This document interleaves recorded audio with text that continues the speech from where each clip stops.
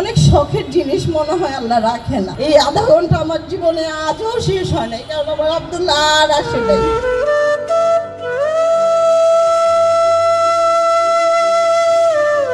আমার ছোট ছেলেরও তার লাইফের 80 ছিল তার বড় ভাই। আমরা তিনজন আর ছিলাম। আমাদের আশেপাশে কারোর দরকার হইতোই না, আমরা মনেও করতাম না।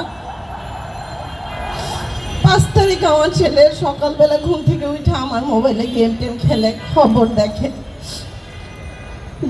10টার দিকে বললাম ক্ষুধা লাগছে, নাস্তা এনে দাও। ও দোকানের নাস্তা খাবে। তো আমি বলছি আমি তো আজ যাবো না, তুমি নিয়ে আসো। পরে ও ছোট ভাইকেই পাঠাইছে। নাস্তা আনার পরে নাস্তা খাইছে, চা বানা দিছে, চা খাইছে। নেট বন্ধ হয়ে গেছে দেখে সে খবর দেখতে পারতেছে না। সে আমাকে বললাম একটু নিচে যাই, নিচে যাও। যাওয়ার পরে আধা ঘন্টা 40 মিনিট সে বাইরে ছিল। আইসা বলতেছে আম্মু সেনাবাহিনীর ভাষণ দিবে, আমাদের তো ডিশ নাই, চলো নানুর বাসায় যাই। আমার মার বাসা আর আমার বাসা 10 মিনিটের রাস্তা। তো ও শুয়ে রয়েছে, আমার পায়ের ওপরেই শুয়ে রয়েছে। মাথা হাতা দিতে দিতে ও ঘুমায় গেছে। তারপর আমি রেডি হইতে হইতে আমার প্রায় 1:45 বাজছে। ওকে ডাক দিলাম, উঠলো। উঠার পরে বলতেছে আম্মু আমাকে একটা শার্ট পরতে দাও। আমি বলছি না বাবা, আমি শার্ট পরতে দিব না, গেঞ্জি পরো। তো এতগুলা শার্ট এগুলা কে পরবে আম্মু, তুমি যে আমাকে পরতে দাও না। তুমি যে গেঞ্জি দিবা ওইটা আমার পছন্দ হবে না, তুমি একটা পলো গেঞ্জি দাও। ওকে আমি ওর পছন্দের একটা পলো গেঞ্জি দিছি। হাত ধরে ধরে ও আমাকে নিয়ে গেছে আমার মার বাসায়। ওইখানে যাই আমরা খবর টবর দেখলাম।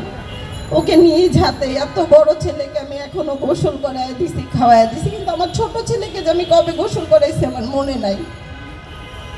আজও আমার ছোট ছেলে এত অসুস্থ, তারপর ওকে আমার গোসল করায় দিতে হয় না। কিন্তু আব্দুল্লাহর হাতের নখ, পায়ের নখ গোসল করানো অনেক শখের জিনিস মনে হয় আল্লাহ রাখে না।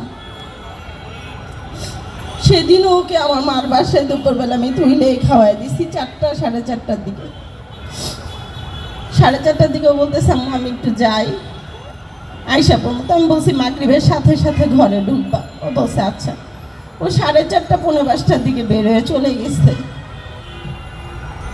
7:12-তে আমি আমার বাবাকে ফোন দিছি, 2বার ও ধরে নাই। 7:36 একবার দিছি, ধরে নাই।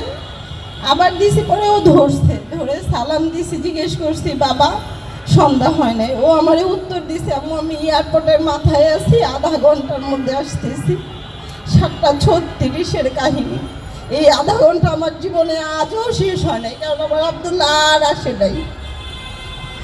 8:10-এ মহিলা মেডিকেল থেকে খবর আসছে আমার ছেলেকে গুলি করা হয়েছে। এই 34 মিনিটে আমার জীবন, আমার